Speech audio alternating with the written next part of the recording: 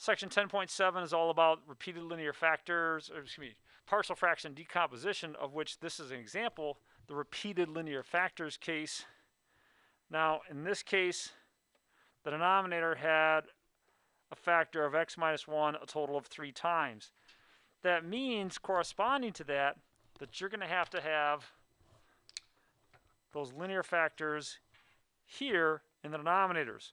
So I'll have x minus 1 to the first power, second power, and third power. I'm going to have each power up to and including that highest power here. Now, the way these always work is you're going to multiply through by the lowest common denominator and try and clean some stuff up. So when I do that, everything here cancels with this. I'm just left with x squared plus 1. Here, the x's cancel, so I'm left with a times x minus 1 cubed. I get one of these to cancel, so it'll leave me with 2 of them. So it's going to be b times x minus 1 squared, and so on. 2 of these cancel, c times x minus 1, and then all 3 of those cancel. So I get a lot of nice cancellation here. That leaves me with a lot of work to do. Now, this is a little trick that we're going to learn later in the semester. X minus 1 cubed. That's x minus 1 times x minus 1 times x minus 1.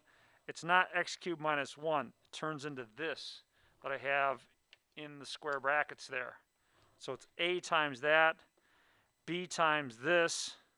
So if you square out x minus 1 squared, then you're going to get x squared minus 2x plus 1, distribute, and so on. And now I need to start cleaning this up a little bit. So what I did was I distributed the a here to all those terms. I distributed the b and the x. So x times that is x cubed. So I'll end up with bx cubed minus 2bx squared plus bx. Maybe you want to do that in 2 steps rather than the 1 step that I did, and so on, distribute there. Here's where it's nice to have different colors.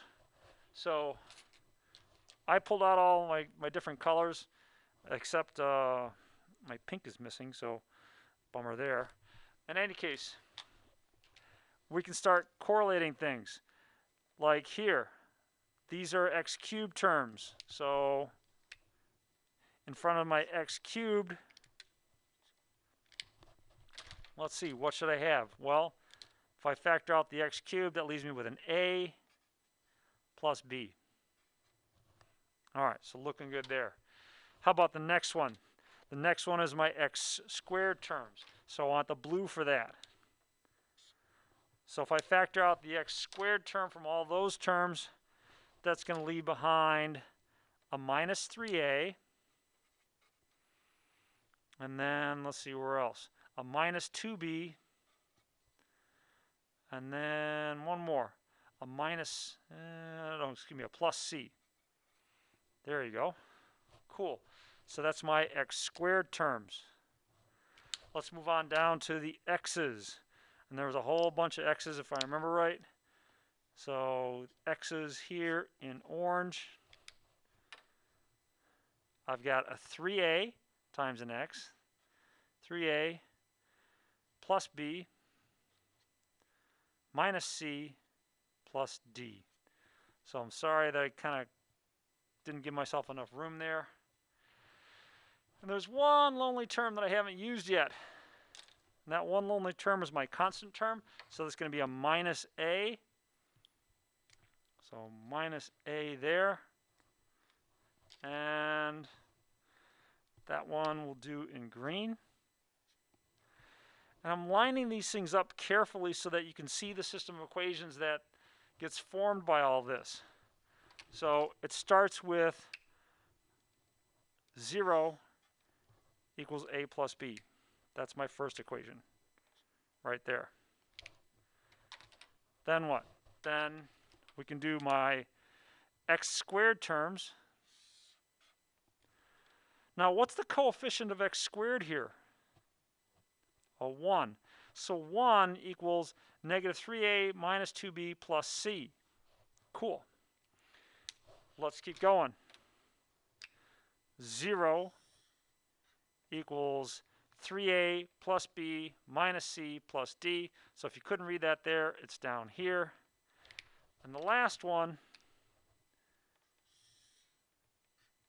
is 1 equals negative a. Now, this isn't a real bad system of equations. You could solve it just by saying, all right, well, I know what a is here. I can find b here, and then c here, and then use that to find d. So there's nothing wrong with it there. There's also nothing wrong with putting it into, say, decimals or your graphing calculator. And let's see, that's not what I want. This one's closer to it. And doing the inverse matrix trick. So it's kind of up to you, how you solve this one. I don't have a particular preference. You're just going to need to solve it at some point. Now the solution, if you did take the time to enter it in and calculate a inverse times b, the solution is going to be negative 1, 1, 0, and 2. And so what's that translate to back in the original problem? So a is going to be negative 1, b was 1, c is 0. You don't have to write this term if it's got a 0 in the numerator, and then that would be 2. So please make sure that when you do your final answer that you go back and tell me what does a, b, and c represent. I get kind of unhappy if I have to figure out, based on your paper, what's what. So, it's just a tough problem. Believe me, they get a lot worse. The repeated quadratic case, oh my God, becomes a real nightmare. This is just a single prime quadratic, but the repeated quadratic, yuck, no thanks. Now, for a test, I could ask you a couple different things. I could just ask, how is this set up, and leave it at that. Or to make this a problem that you could do in an actual finite amount of time on a test, I might give you a line like here or here, and then ask you to just set up the system of equations. So that would be a fair expectation. If I gave you most of this and say, all right, show me that you understand how you set up that system of equations. So, well, I could, yeah. So I could be asking you to set up, I could ask you to solve it too. We did spend a whole chapter on solving system of equations. That's not out of the realm of possibility. So that's possible. I'm a long ways away from writing the test. What you should be rooting for is a certain team that's playing in the NCAA tournament tonight to do really well. That way I'm in a good mood when I write your test. Hint, hint. All right. No names mentioned. Michigan. All right. Let's look at a prime quadratic case. It's called a prime quadratic because you can't factor this term down into anything else that wouldn't involve complex numbers. So that's it. So you've got these two terms. And now when you write your factors, you might notice a little relationship. The denominator has a degree 1 term. The numerator is degree 0. So it's 1 less. Same thing here. This is degree 2. That's degree 1. It's a general form of a degree 1 polynomial. We're going to multiply both sides by x times x squared plus 4, x times x squared plus 4, x times x squared plus 4.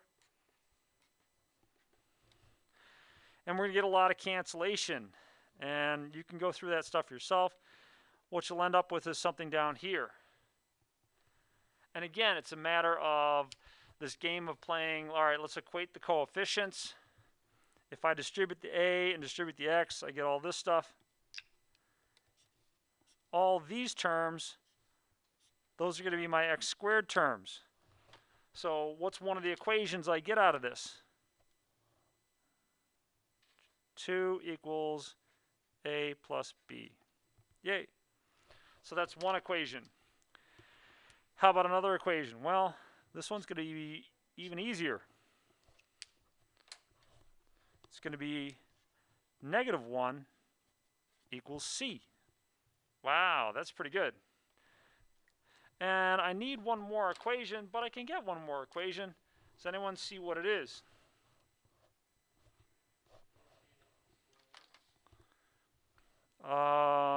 Yes, 14 equals 4a. You know, that's, you know what? I made a typo here. This should be a 4, not a 14. There you go. And that'll actually solve a little bit nicer. 4, 4, 4. So 4 equals 4a. This actually solves pretty quickly then. A is going to be 1. And if A is 1, 1 plus 1 would be 2. So that means B has to be 1. And then C is negative 1. So, wow. I'll have to remember that one for the exam, right? Just kidding. Maybe not. We'll see.